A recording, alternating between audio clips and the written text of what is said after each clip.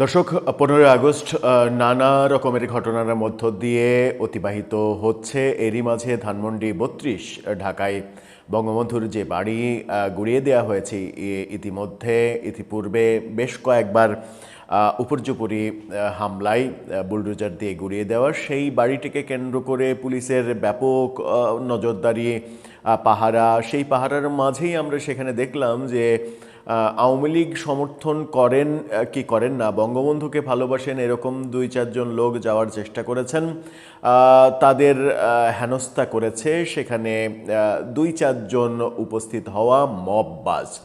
বাংলাদেশে সম্প্রতি কয়েকজন মব সম্রাটের জন্ম হয়েছে। কদিন আগেও প্রেস ক্লাবের সামনে এরকম একজন মব সম্রাট গণধোলাইয়ের শিকার হলেন, হাসপাতালে থাকলেন। হাসপাতালের বিভিন্ন ভিডিও সামাজিক যোগাযোগ মাধ্যমে ছড়িয়ে দেওয়া হলো এমনভাবে যে তাকে এমন মারা হয়েছে তিনি নড়তে পারছেন না, তাকে এমনকি বাথরুমে নিয়ে যাওয়া হচ্ছে 4-5 জন ধরে উঁচু করে।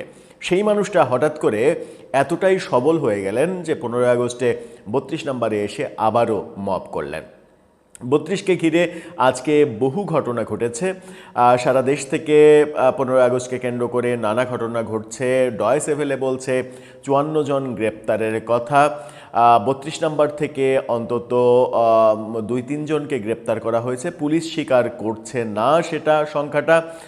চলুন একটু 15 আগস্টকে কেন্দ্র করে 32 নম্বরে চট্টগ্রামে কোথায় কি ঘটলো, কি খবর আমরা পাচ্ছি। গণমাধ্যমে খুব একটা খবর পাচ্ছি না, সামাজিক যোগাযোগ মাধ্যমের ভিডিও, ছবি যেগুলো ছড়িয়ে পড়ছে সেগুলোর মাধ্যমেই আমরা মোটামুটি মোটা দাগে এই ব্যাপারগুলো পরিষ্কার হতে পারছি। সেগুলো একটু আলোচনা করে বোঝার চেষ্টা করি যে 15 আগস্টকে কেন্দ্র করে কারো কারো মনের মধ্যে কেন এক ধরনের আতঙ্ক বিরাজ করছে। থাকবেন পলিটিক্স টিভির নিয়মিত আয়োজনে।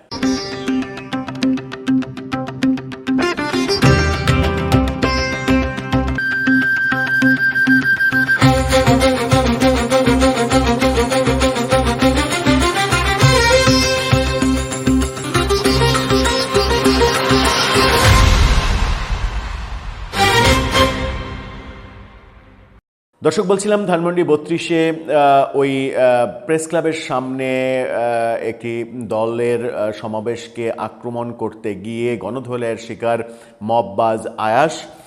তিনি কয়েকদিন হাসপাতালে থাকলেন।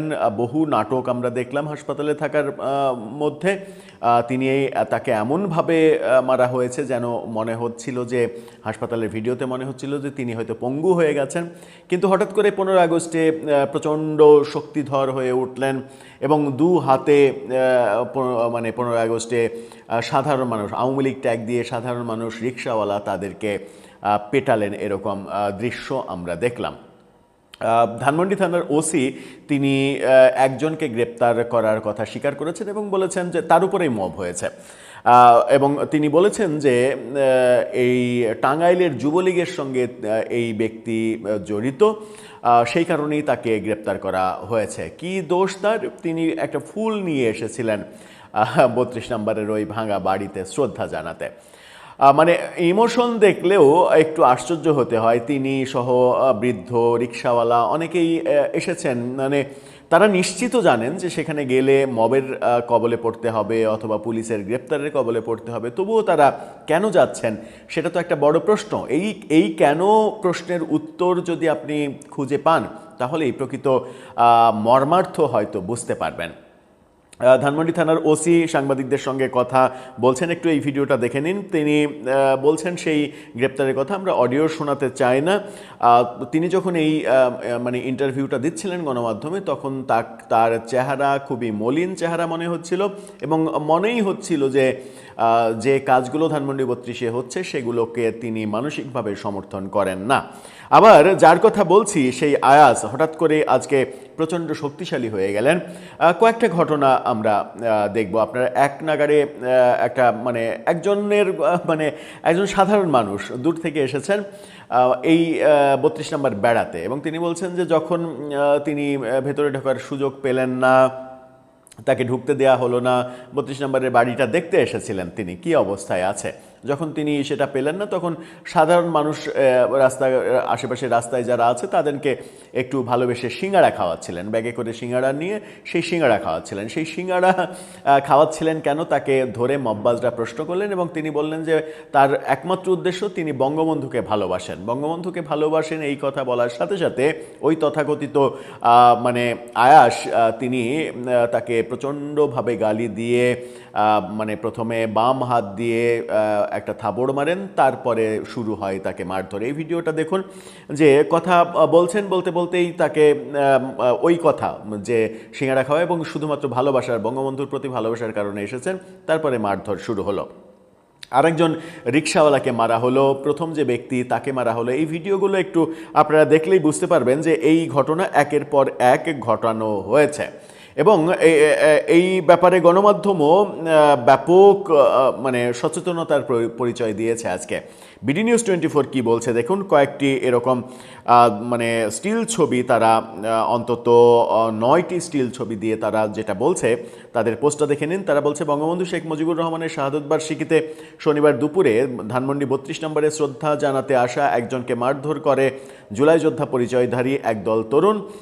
মারধরের এক পর্যায়ে ওই ব্যক্তি দৌড়ে পালিয়ে গেলে রিকশাওয়ালা আলমাসকেও ধরে মারধর করে পুলিশে দেয় তারা। মানে সাধারণ রিকশাওয়ালাকে ধরেও মারধর করা হয়েছে। এবং কিভাবে করা হয়েছে আপনারা এই 3টা ছবি দেখে নিন এবং সেখানে আপনারা দেখছেন 2টা ছবিতে স্পষ্ট ওই আয়াসকে দেখা যাচ্ছে যিনি এই মবের নেতৃত্ব দিয়েছেন। এই যে ঘটনাগুলো তিনি ঘটাচ্ছেন একের পর এক, তিনি সাংবাদিকদের তোপের মুখে পড়েছিলেন। এই ভিডিওটা দেখুন, সাংবাদিকদের তোপের মুখে পড়েছিলেন, তাকে জিজ্ঞাসা করা হয়েছিল এবং মানে ডয়েসে ফেলে পর্যন্তও তাকে জিজ্ঞাসা করেছে যে এখানে মানে কারা আসছে। তিনি বলেছেন যে এখানে একমাত্র আওয়ামী লীগের দোসর ছাড়া কেউ আসবে না, খুনি মুজিবের মানে কি বলবো যে কিছু একটা বলেছেন, খুনি মুজিবের পান্ডারা ছাড়া আসবে না। এই কথা যখন বলেছেন তখন সাংবাদিকরা তাকে প্রশ্ন করেছিল যে আপনি কেন এসেছেন, মানে তখন তার কোনো উত্তর নেই। পাল্টা প্রশ্ন করা হচ্ছে আপনি নিজেই তো বললেন যে এখানে 32 নম্বরে আজকে খুনি মুজিবের সমর্থক ছাড়া কিংবা আওয়ামী লীগের সমর্থক ছাড়া কেউ আসবে না, আপনি তাহলে কেন এসেছেন, আপনি কি আওয়ামী লীগ করেন? তখন বলেছে আমি জুলাই যোদ্ধা। জুলাই যোদ্ধা আপনি এখানে কেন, আপনার তো এখানে থাকার কথা নয়। বলছে আওয়ামী ফ্যাসিস্টকে ঠেকাতে এসেছে, সেই দায়িত্ব কি আপনার? আপনাকে রাষ্ট্র কি সেই দায়িত্ব দিয়েছে?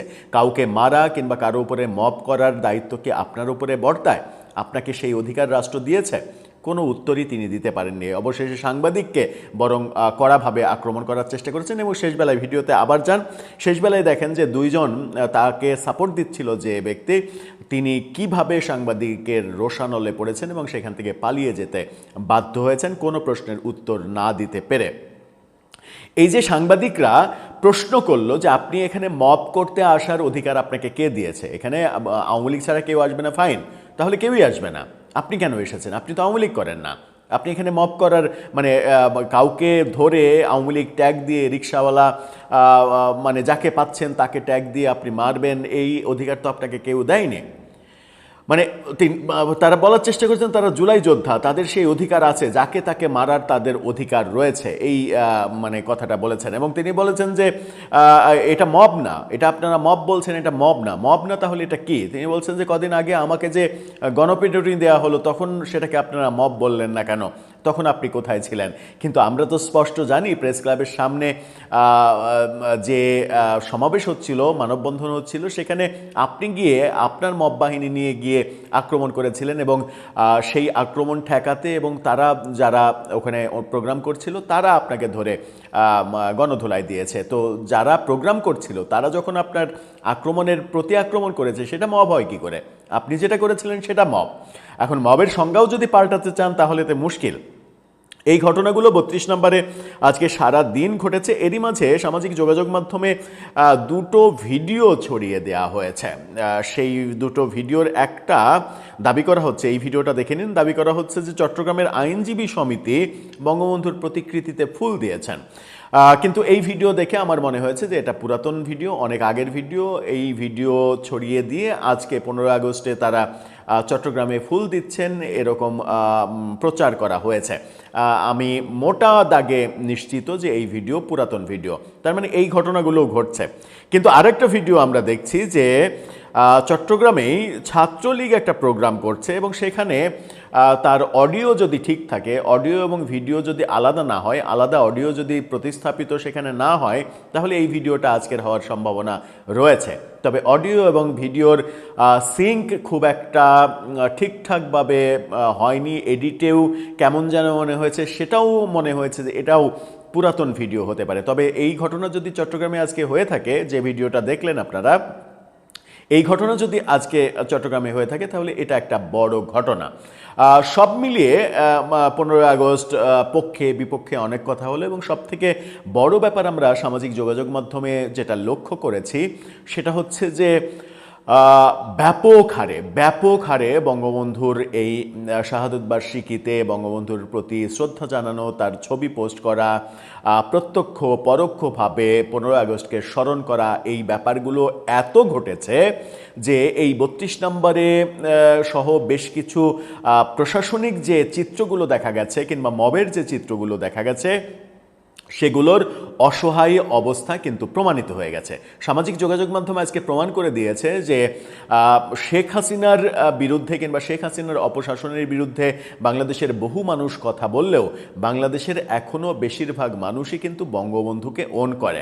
শেখ হাসিনার শাসনামলের সঙ্গে বঙ্গবন্ধুকে মিলিয়ে ফেলার কোনো কারণ নেই। অবশ্য বিপক্ষেও লেখা হয়েছে, দেশের বাইরে যারা অ্যাক্টিভিস্ট রয়েছেন, মানে জুলাইকে প্রমোট করেন, তারা বঙ্গবন্ধু সম্পর্কে খুবই বাজে বাজে লেখা লিখেছেন। এমনকি এই মেটিকুলাস ডক্টর ইউনূসের প্রেস সেক্রেটারি ছিলেন যিনি শফিকুল আলম, তিনিও ফেসবুকে ভয়ঙ্কর সব মানে লেখা লিখেছেন, মানে বঙ্গবন্ধুকে জাস্ট অপমান করার চেষ্টা করেছেন। কিন্তু সেই ক্ষেত্রে আসিফ নজরুল ছিলেন ব্যতিক্রম। সব মিলিয়ে 15 আগস্ট যেভাবে পালন হলো, পালিত তো আর হয়নি, এমন ঘটনাও ঘটেছে যে খিচুড়ি রান্না করার অপরাধে ইউনিয়ন পরিষদের চেয়ারম্যান এবং একজন মেম্বারকে গ্রেপ্তার করা হয়েছে। এরকম ঘটনাও আজকে ঘটেছে। মানে 15 আগস্টে খিচুড়ি খাওয়া যাবে না, ব্যাপারটা এরকম। মানে এই ক্ষেত্রে একটু পার্সোনাল কথা বলতেই হয় যে 15 আগস্ট পড়েছে তো সম্ভবত গত রাতে 12টায়। তো গত রাত 12টায় মানে 14 তারিখ দিবাগত রাত 12টায় যদি খিচুড়ি মানে 15 আগস্ট পড়ে থাকে এবং 15 আগস্টে খিচুড়ি খাওয়া যদি অপরাধ হয়ে থাকে তাহলে বোধহয় আমিও অনেক বড় অপরাধ করে ফেলেছি। কারণ আমিও ব্যক্তিগতভাবে গভীর রাতে খিচুড়ি রান্না করে খেয়েছি। সেটা কোনো কাঙালি ভোজ না কিংবা কোনো আওয়ামী লীগের লোকজন এসে দিয়ে যায়নি। সেই ক্ষেত্রে বলা যেতে পারে যে আমিও অনেক বড় একটা অপরাধ করে ফেললাম কিনা। বাংলাদেশে সব মিলিয়ে রাজনীতিতে যা হয় সেটা কোনোভাবেই গ্রহণযোগ্য কিছু যে হয় না সেটা আবারও প্রমাণিত হলো বোধহয়। দর্শক, আপনার মতামত এই ব্যাপারে জানিয়ে লিখতে পারেন আমাদের কমেন্ট বক্সে।